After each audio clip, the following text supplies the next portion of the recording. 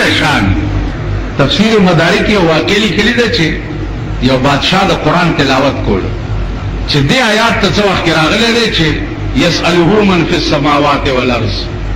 کل یوم هو فی شان. هر ورځ د الله په نوي شان ودرېږو چې دا هر ورځ د الله نوی شان دا څه شی دا څه ټوله شپه یې سوچ وکړو خو هېڅ کشف ورته ونه شو. سهار دربار ته راغی خپل وزیر اعظم ته وایي چې ټک کار به نه کوئ نن د سلطنت د قرآن په یو آیات کې ختم اول به د دې جواب کوئ هغې نه بعد به بیا ښه نور کارونه کوو. څه صاحب وی کل یوم هو فی شان. هر ورځ الله وایي زما په یو نوي شان کې. دا راته وښایي چې هر ورځ د الله نوی شان دا څه شی دی. او وزیر اعظم هم داسې و لکه زمونږ د پاکستان په قرآن څه پیدا. هغه وی صاحب ما له یو ورځ مهلت راکړه نو زه به سوچ وکړم. ویل ځه کور ته راغی اوس خفه پرېوتو چې اوس که ملا نه تپوس کوم خو زما انسلټ دی. اوس وزیر اعظم به ملا نه څنګه د مسلې تپوس کوي. تاسو د لیکلو خلک لږ سوچ وکړئ دا خانان نوابان اربابان چې ملا نه چېرته د مسلې تپوس کوي یاره ملا صاحب د پلانې مسلې متعلق ستاسو څه خیال دی؟ داسې ملا اوس ما غوندې اناړي نه چې تپوس وکړي ما څه خیال دی؟ ستا څه خیال دی؟ د ګډې زوی دا پوښتنه څنګه کوې؟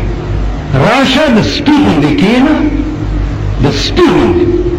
ګوډې ولګوه او ډېر په ادب او احترام پوښتنه وکړه نه بعد به بیا جواب ده. خان سي خان عربي کې خیانت کوونکي ته وایي. تاسو په خوشحالي دلته یو بزرګ دی هغه ته ورځ نامې سره خان ټکی نه ویل ورته یې ویل که د بیا زما نوم واغستو خان دې ورسره نه ویلي نو بېعزته به دې کړم. خان ټکی نه ویلی او خان عربي کې خیانت کوونکي ته. تاسو ته چې پنجاب ته لاړ شئ دې پښتنو ته خان وایي. خان معنا قربان علامة المنافق ثلاثة اذا حدث كذب اذا وعد خلف واذا اؤتمن خان. د منافق درې علامې دي چې خبره کوي دروغ وایي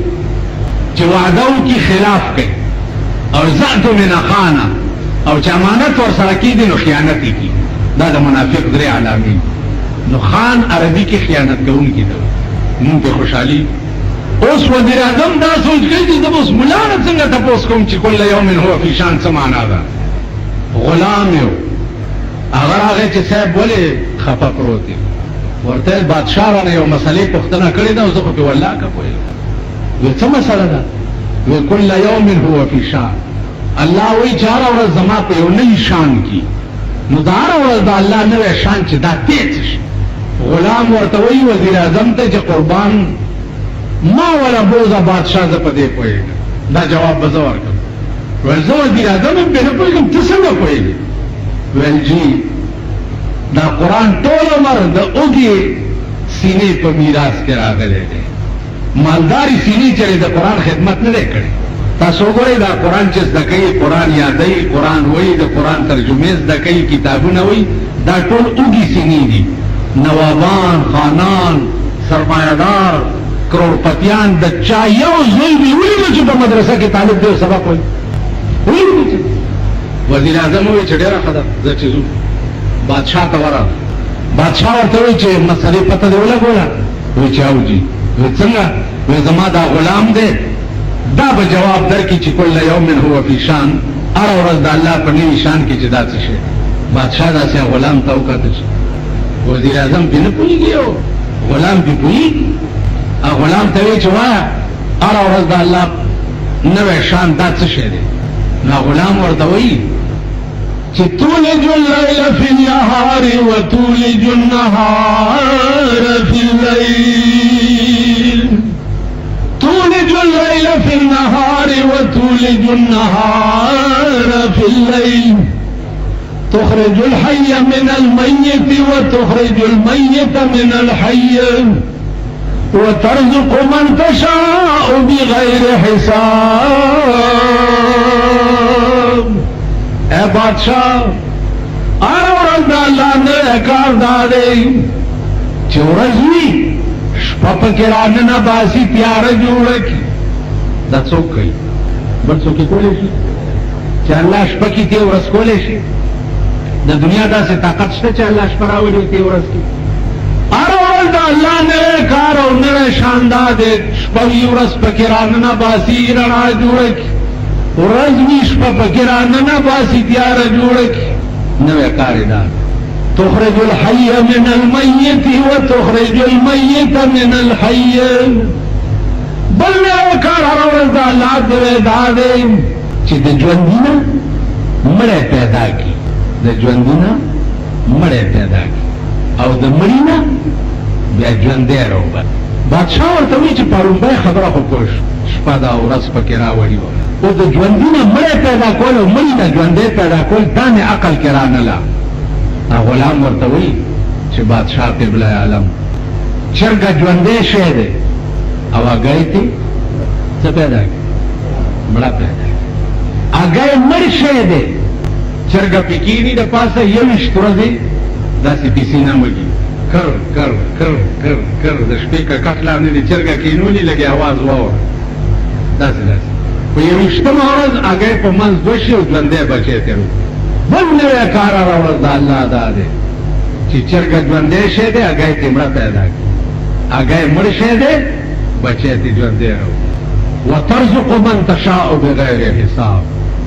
رزق ورکوي هغه چاته چې رضا وشي بې حسابه بادشاہ ویلے وزیر اعظم ته چوپ د وزیر اعظمای قابل خدا سره دی چې په قرآن کوي او باسه دا د وزارت خلقه دی او دې ته واغونده او بس هغه عباد وزارت ویستا او خپل غلام ته واغونده آرډر شو په دربار کې چې شاهي سلامي ورته وکړي شاهي سلامي ورته وکړي غلام بیا ورته وایي غلام ورته وایي چې بادشاہ اوس دې ټیم کې د الله یو نوی کار درته بل وښیم دې ټیم هر ورځ خو په نوي کار کې وي که دې ټیم کې یو بل نوی کار اوس وګوره قل اللهم مالک الملک تؤتي الملک من تشاء وتنزع الملك ممن تشاء وتعز من تشاء وتذل من تشاء بيدك الخير إنك على كل شيء قدير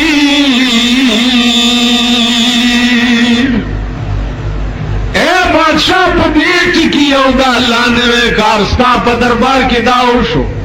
دا وزیر اعظم وزي غلام کړم غلام ما اوس منټونو کې زه وزیر اعظم شوم دا زما غلام کړ خدای کوي کنه عزیزانو هر ورځ دا الله په یو نوي شان کې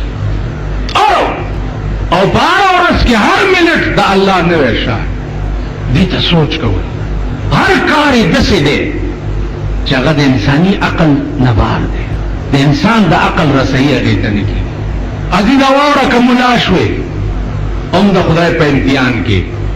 دا مه وایه چې زه ملا شوم نو اسمان مې راټینګ کړی دی په تا لوی امتحان دی که پیر شوې هم د الله په امتحان کې پیران اوس ما ته خلک راځي وایي چې چېرته پیر راته وښایه چې طریقت یې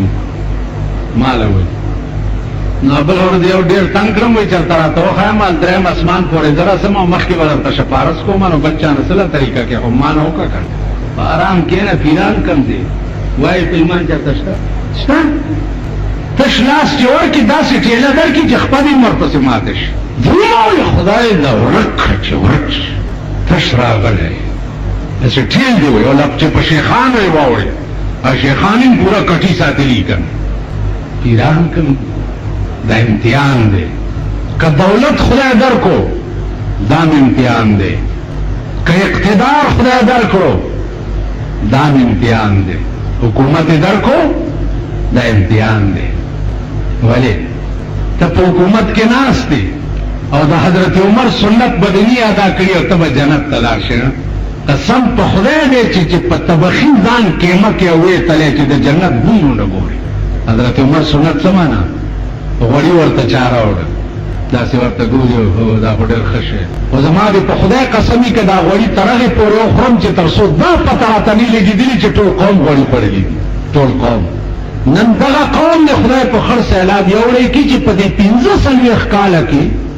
دې مشرانو په انټرکان کې د چرګانو بیړه تباه کړه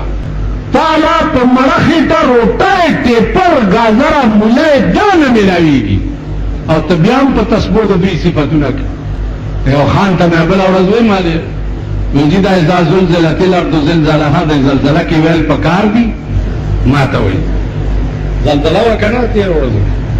ما ورته لاوه په مالدې کې یو بل ټکیم دی په دې صورت کې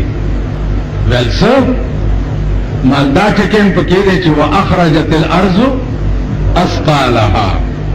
دا ځمکه به چې دی خپل دفاعین او خپل اثقال بار راغورځوي نو مال ستاسو خېټې چې دي د چرګانو قبرستان دی نو په قیامت کې به ستاسو خېټې دا چرګان بار راغورځوي دا به راغورځوي ما ته د چرګ پروت دي پلونه او زردې دې پرتې او ته دې سپوره روټۍ خورې ما به خدای بخي که تاسو وایئ چې دا بجلیګر ملا ډېر مشهور ملا دی او د خو به ډېر ښه خوراکونه کوي او پلانې به کوي او ډنګړی به کوي او که نه ما کم خوراکونه چې کړي دي نو یو ما سره پاس کوټه کې ناست دی اوس یې درته راولم چې پې کلمه تېره کړم چې زه څه خوراک کوم او یو هغه ګوټ کې ناست دی چې په دې جومات کې مونږ په 10 کاله کې ګرمه روټۍ هم نه وه خوړلې یو با کوټه کې ناست دی راویې غواړم خوراکونو خبره نه ده ایمان مې دا دی ایمان که په زندګۍ کې به زه ما چې دا کړي چې یاره نن د چرګ غوښه وخورم زه به مسلمان نه یم دا مې کړي چې ما نن نری غوښه وخورم زه به د دوو نه یم پیدا په زندګۍ کې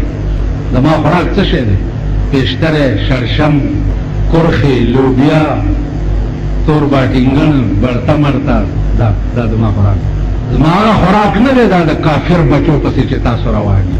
زما عزیزانو عرض دا و چې نن ستا په ملک کې اقتدار چې چاله خدای ورکړي دا م امتحان دی په امتحان کې بس ستا د ایمان امتحان کېږي زما د دې جومات کوم انټیلیجنس سی ډي والا چې یې هغه متوجه شي دا ډیری به د هر افسر میز ته رسي چې حضرت عثمان به یو سیټ خالی شو نو هغې له به دوه امیدواران یو به د حضرت عثمان دشمنو او یو به رشته دارو هغه به دا کته چې دا سیټ چلولی دا دشمن ښه شي او که رشته دار یې ښه چلولی شي نو چې دشمن به یې ښه چلولی شو نو هغه دشمن به یې په هغه سیټ ولګولو او رشته دار به یې نه لګولو راولي جي ویل خبره د رشتې نه ده خبره د دې سیټ چلولو ده دا دشمن یې ښه چلولی شي خبره د قوم د خدمت ده نن موجوده بر سر اقتدار طبقه د صوبه سرحد دا تحقیقات او انکواری دیو کی چې ډاکټر انیس الرحمن استعفا ولې ورکړه او د لیونو او د منشیاتو اسپتال چې دی د منټل اسپتال مشر ډاکټر انیس استعفا ولې ورکړه او دا انیس ټول ژوند دې مطالعه کړی شي او بیا دا انکواری دی په صورت برات قرآن ورکی هغه چاله چې څوک انکواری ته لیږي چې د اسپتال حال او د اسپتال دوایانې څنګه خدمت ډاکټر انیس په دې منټل اسپتال کې کړی دی داسې بلا د مور زوی پیدا کوي چېرته ما خپل ځاني درته وایم د کور د مریضانو علاج ته کړی دی د درې نه مې ورته لیوني راوستي دي خوراک څښاک خو پرېږده د 1500 روپو یو ستن ورته انیس خپله والده نن هغه انیس د ذاتیاتو په ذات کې راغی د دې خدا معنا نه ده زما عزیزانو چې د پیپل پارټۍ حکومت دی نو که څوک په نیشنل کې وي نو دا ټول کافر وي او مردارې کوي که د نیشنل حکومت دی نو دا پیپل ټول کافر دي او مردارې کوي که د مسلم لیگ حکومت دی نو دا نور ټول کافر دي او مردارې کوي دا خو دین دی نه دا خو ایمان دی نه دا خو اسلام دی نه دا خو مذهب دی نه ایمان خو دې ته وایي چې دشمن به د خپل نه زیات سینې سره لګي که داسې نه ده ایمان خو دې ته وایي نو ډاکټر انیس انکواري وکړي ایمان دې ته نه وایي چې دا به یې خپلې مزې کوه ته ورشه په کمیټۍ کې یو کټۍ کېنولې ده ایڈمنسٹریٹر ټول ځای خلک راغلي دي اوس ته وایه د بجلیګر ملا کار پېښ شو دغې کټۍ له به ورځي څنګه دا که په خبره پوهېږئ چې یو ظالم ټېمیګن دوسمه چې داسې مې درګروالی چې ټول یې مړه وړي ما خو درته ویل که مې چې هغه دمکړی مړز نه وي دمکړی مړز نامړزان به پخوا د خلکو جنګول نو مرض به چې دم کو چې دا به تختی نه، نو هغه مرض به واله خوړو خو پوهېدو به نه. تاسو هغه دم کوي مرضان یې والله که په دې پوهېږئ چې کمیټۍ کې څوک لګولې ده او کیسه څه ده. ښه د ایډمنسټریټر په کمیټۍ کې څه کار دی؟ سړي ټول تباه شو، غرق شو، ځکه چې کاکاټۍ چې ده د ابا یې خپله ده. په دې عظیم قهر د عمل کښته دی، په دې عظیم قهر. بس آخر کې به زه دا وایم چې د خدای په لوی کرم به کېږي. په عقل ګرانه ده زما د اشنا مینه، که د هغه مهرباني وشوه خو ډېره ښه ده، او که په عقل وي نو پاکستان رای راسته راتلل او چېرته د سړي د زامنو ملک کې جوړېدو زما عقل دا نه مني چې دا خلک به هم چېرته بني آدم شي. بالکل د بني آدم دي نه. بله واورئ، اخیري خبره واورئ. ابن عباس تا یو درزی راغی، درزی ورته وی چې صاحب زه درزی یم، د ظالمانو جامې ګنډم. نو په دې خو به زه نه ظالم کېږم. ابن عباس رضی الله تعالی عنه ورته وی چې ته چې د ظالمانو جامې ګنډې ته عین ظالم یې، ځکه چې دا اعانت فی الګناه، ته عین ظالم یې. په تا چې ستنې او تارونه څوک خرڅوي هغه هم د ظالمانو ملګري، چې ورته دا پته وي چې دا درځي د ظالمانو جامې ګنډي او هغې نه بعد بیا په تا ستنې او تارونه خرڅوي، نو هغه هم د ظالمانو ملګري. چې ماله 14 سنې پته ولګي چې دا سړی چې دی ظالم دی، د خدای دشمن دی، د دین دشمن دی، د قوم دشمن دی، د قوم د بچو دشمن دی، او د هغه ملګرتیا زه کوم، نو زم ظالم یم، زم د خدای دشمن یم. ښه ورځ به مخکې او زه به ورپسې. والله ما په زندګۍ کې ما سره څومره بد چې چا کړي دي، ما ته خپل بدل په خپله نه دی اخیستی، خدای ته مې سپارلی. او نن نه 50 کاله مخکې د یو ښځې خیره راته یاده ده. یو ښځه وه د زوم نه ډېره تنګه وه، د زوم نامه یې رحمت الله وه. چې زوم نه تنګه وه نو چې دا خوا کې به یې ډېره تنګه کړه او لور به یې ورته وهله، نو اخوا کې به ورته وایي چې رحمت الله بنده زما روغه راستی دی لینګي غوڅ کا، زما روغه راستی دی لینګي غوڅ کا. ما سره چې څوک سبب وکړي زه وایم خدایه ته پوهېږې زما روغه راستی لینګي غوڅ کا. هغه رحمت الله لیوني سپي وخوړو، لیوني سپي، او داسې لیونی شو چې په دنیا یې وګرځولو جوړېدو نه 7 کاله د خر غوندې اواز به یې کولو برړېده به. نو عزیزانو عرض مې دا و چې کوشش دا کوئ چې بد هم چا سره د لاسه ونه شي. ظالم د قوم او د ملک او د قوم د بچو دشمن، د هغه ملګرتیا کول دا خدای سره ظلم دی، رسول سره ظلم دی، مذهب سره ظلم. یو سړي خپله ذاتي ګناه کړې ده. کله کله ماله څوک راشي 400 سګرېټ یې څښلي، مور یې راشي جاړي، اوس مور خو هم ظالم شی دی که وایي ملا صاحب زوی مې پولس بوت، ما په دغه زوی بوره شي نو زه څه وکړم؟ څه یې کړي؟ چېرته سګرېټ یې 400 څښلي، داسې غوندې غریب وکړي. اوس څنګه به بچ کېږي 400 نه؟ شرابونه به څنګه بچ کېږي د قوم بچي؟ بلتوب او کنجرتوب نه به څنګه بچ کېږي د قوم بچي؟ چې ټول ملک د شرابو ډیپو شو، د چرسو ډیپو شو، د پوډرو ډیپو شو، د ډمتوب ډیپو شو، څنګه به بچ کېږي؟ ښځې به څنګه بچ کړې؟ لور به څنګه بچ کړې؟ زامن به څنګه بچ کړې؟ ټول ملک کنجر شو. نو داسې مې کړي دي، تاڼې ته ټلیفون کړه لکه بس پرېږده دا یار سی کړي را فقیري بوټې څکلی یو ذاتي ګناه ده. چرس یې وڅکل، شراب یې وڅکل، ذاتي ګناه ده. نو داسې مې کړي دي، تاڼې ته ټلیفون کړه لکه بس پرېږده یار سی کړي را فقیري بوټې څکلی یو ذاتی گناہ ہے. چرس یې وڅکل، شراب یې وڅکل، ذاتی گناہ ہے. یو دا چې د چرسو دکان یې لګولی د قوم بچي ته تباه کوي، د چرسو دکان یې لګولی، د شرابو دکان یې لګولی، د پوډرو والا خو قید نیت نه دی پکار، پوډرو والا خو په ټکي رانیول او کیمکول او غوښې سپو ته اچول پکار که نه ده داسې؟ تاسو راشئ د صدر چوک کې ودرېږئ د باډر لینډ سره، چې باته سره شي ودرېږي دا پوډریان هلکان به راشي، چا به ځان ګوټ کړي، چا به داسې پیسې به غواړي. هغه د سور بچي ګوډ موډ نه وي، نشو تباه کړي او پوډرو لپاره پیسې پیدا کړي. نو خرڅون کی کروڑپتیان رپتیان دي ورشي د ځمکې په سر داسې بلډینګونه نشته لکه د پوډرو والاو چې جوړ کړي مکه سره چې هم ته خلاصه نه دا ورلیږي او چا په کوم ځای کې ورلیږي نو ځای درته اوس کوم لوډ سپیکر نشم ویلی چا کومې ښځې ولا پیدا کړي کوم سړي ولا پیدا کړي قسم په خدای دومره مولي سړي جوړ کړي دا لویه دسماتې ځای کې ومړ توبې وباسئ د هغه خلکو پیسو مونږ غالو مونږ پې لنګر هم چلوو مونږ پې جوماتونه هم جوړوو هغې چې خیراتو کې مونږ ورم شو چې یا الله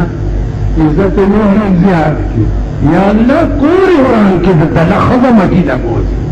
ښځه یې مټیزه کړي او لیر یې مټیزه کړي د سور د بچي دا ملک دی دا حکومت عزیزانو عرض مې دا و چې دا خپل ځان خپله ټیک کړي د بېدینۍ سیلاب د هر سړي په کور ننوتو ځان را بچ کا او بچي را بچ کا او ښځه او لونه را بچ کا کې تباه شوئ لاړئ بیړم غرقه شو جنتونه منتونه نشته دغه ځای کې یوه ګورۍ ته ودرولم یو بزرګ دا مې شل ځل دا ټکې درته کړې چې مراقبه یې وکړه ویل په دې ټوله هدیره کې داسې بړی نشته چې یو ګورې وړه مې خوشحال شي ما ولې ویل ټول په قبرونو کې ناست دي او غوښې ته غوسېږي لګیا دي ما 300 کاله پس مړی لیدلی دی داسې پروت دی لکه اوس ته ایښی تا خښوم او په درېیمه ورځ در باندې ځمه چې هغه بومونو د لاسه به 10 ورځې خلک روټۍ نه شي د مردار سپي غوندې بومونه یې کړي بیا داسې ده که نه ده تېره ورځو کې دلته یو قبر جوړېدو او دغه په منډه راغی وایي جي دا د الله رحمانې وې د قبر نه راووت قبر یې وله جوړول دا د الله رحمان او د بوی د لاسه سړی 3 ورځې پروت و روټۍ نه شو خوړی د مردار سپي غوندې بوی لاندې وکوي چې مردار شي دا هم خلکو چې 300 کاله پس ګوره او داسې پروت دی لکه چې اوس کېږي نازیدانو اوس مې هم خبره دا کوله چې منځونه نشته دا چې څه کوئ زه تاسو نه ته سم کېنه په لته یې ووله ټوپۍ دې نشته څه کوم تاسو نه یو تپوس کوم تاسو چې د لمانځه کې ما پسې ولاړ یې او زه څه وخت کې سلام ګرځوم تاسو څه نیت کوئ چې زه سلام وګرځوم او تاسو هم سلام وګرځوئ تاسو نیت څه کوئ تاسو چې د لمانځه کې ما پسې ولاړ یې او زه څه وخت کې سلام ګرځوم تاسو څه نیت کوئ عزیزانو اول لنډ دې ته تاسو وګورئ نن سویمه ورځ ده د ګرمۍ ته وګورئ دغه اسمان دی دغه نور دی دغه سپوږمۍ ده دغه ملک دی دغه ځمکه ده کله پکې داسې یخني کی چې سړی د یخنۍ نه هلاکېږي اوس یې پکې داسې ګرمي کړې ده چې سړی د ګرمۍ نه هلاکېږي ته د خپل ځان او د خپل بدن ته وګوره ته د هغه کم ساسکي نه پیدا یې او دا جوړ کړی بیا چا او بیا یې جوړ په کم ځای کې کړي اوس په دې ګرمۍ کې وګوره خلک ټینګېدی نشي ماشومان د ګرمۍ نه هلاکېږي یا پکیا ورته لګېدلې یا مور ورته پکې وهي اوس کومې ښځې چې حاملې دي او د هغې دا 10مه یا 9مه میاشت ژوندی بچی په کوم ځای کې پروت دي وایي تاسو کوم ځای پروت دي وایه که نه یېرېږي ولې واده دې کړی که نه زما مخکې داسې ځان شرمنده غوندې کوي او کني په پاخه تیږه تللي یې اوس د 9-10 میاشتو ماشوم دننه پروت دی دننه خېټه سمه بټای ده ده که نه ده ماشوم پکې دننه پروت دی ګلوکوس ورته چړاو دي د نوم په ذریعه باندې امر کېږي ولې نه دننه زه تا اوس په یو بنده بورۍ کې چې هوا پکې نه لګي بندوم دی او سره تړم 10 منټه کې به مړ شي دا ماشوم دننه څوک ساتي او څنګه یې ساتي او دننه پکې ورته څنګه لګېدلی دی او یخوالی څنګه وررسي دا څه د عقل خبرې نو په دې کائنات کې د الله هر کار چې ته ګورې عقل ورته حیران عقل کار نه کوي یو ساس کې دی د دې زما دې کټې کوتې ته وګورې د دې ګوتې نه هم کم وي هغه ساس کې د دومره ساس کې نه دا 4-5 پونډه ماشوم په دې ځای کې دننه څنګه جوړ شو عزیزانو دې ته وګورئ بیا تاسو دې کائنات کې چرګې ته وګورئ په دې چرګه کې دننه اګۍ جوړه کړي په هغه اګۍ کې بیا دننه سپین بیلي او زیړ بیلي اوس هغه سپین او زیړ چې دي سپین د یو شي علاج دی او زیړ د بل شي علاج دی ښه د اګۍ دا پوستکی بیا وګوره دا کلک دا د چرګې د خېټې ته دننه چا ورننه ایستو او دا دومره مزیدار قالب کې د هګۍ جوړه چا کړه د چرګې په دې خېټه کې دې ته سوچ خدای په قهر اخته یې څوک په چا پسې روان یې څوک په چا پسې روان یې دې ته سوچ مالک حقیقي راټینګ کړه چې بادشاه او توقیع برید بګرځي د بادشاهانو به هم پروا نه ساتي شاه ابن ادهم د نوابۍ لباس بدل کا یا نادان ازان د محمد د چمن ګل کا رستو کا کارونه د دنیا عشق اول کړه کړه په عشق د یو کې عاشقان په ځان لکونه په یو مین شي دنیا به پتا نه نشي نن ته هر سپي پسې منډې وهې هر سپي پسې د اهل دنیا چې دي دا سپي او مولانا روم وایي د اهل دنیا متعلق چې اهل دنیا چون سگے دیوانہ ان اہل دنیا چون سگے دیوانہ ان گوش شو ازی چو بس بیگان ان دا اهل دنیا چې دي دا لیونی سپي دي دوی یو طرف ته شخپل بیانه کې کدا ځان ورته حلال کې نن تاسو وګورئ موږ په اهل دنیا ورپسې د سپو په شان ګرځو که ته خدای پسې وګرځېدې ته تماشه کوه د اهل دنیا به ټول تا پسې ګرځي په دې شري عمل وکړو چې د الله هر کار حیران کن وي خدایه زه تاله در منډه کوم او زه ګورم به چې زما عقل به څه کار کوي قرآن کې یو آیات دی يسأله من في السماوات والأرض كل يوم هو في شان كل يوم هو في شان ارى ورځ د الله په یو نوي شان کې هغه ورځ راته چا ویلي چې څلور ښځې چې دي هغه دې دپاره مقرر دي چې بېنظیرې ته میکاپ کوي میکاپ پېژنئ ټول ملک خارښ کړي میکاپ معنا چې جوړی یې دې ته په فارسي کې مشاطه وایي حاجت مشاطه نیست روی دلارام را ای عاشق وی حاجت مشاطه نیست روی دلارام را وی زما د معشوقې مخ ته د مشاطې ضرورت نشته په خپله جوړ دی دې له څلور کسان مقرر دي چې دې ته میکاپ کوي سهار شونډې پرې کول مخ پوډر برابرول بیا یې داسې راوباسي تاسو پوه شوئ دا هم د خدای شان دی د هغه شان دی مونږ عقل کار نه دا ولې داسې شوي دي او پوهېږو کار یې کل یوم هو فی شان هره ورځ د الله په یو نوي شان نو عاشق نه چا تپوس چې تا د معشوقې څه شان دی هغه وایي زما وایي او ستا وایي زما د معشوقې د شان ما نه څه تپوس دی هغه په خپله ویلي دي چې کل یوم هو فی شان هره ورځ زما په نوي شان کې او زه به کم شان یادوم هره ورځ د هغه نوی شان دی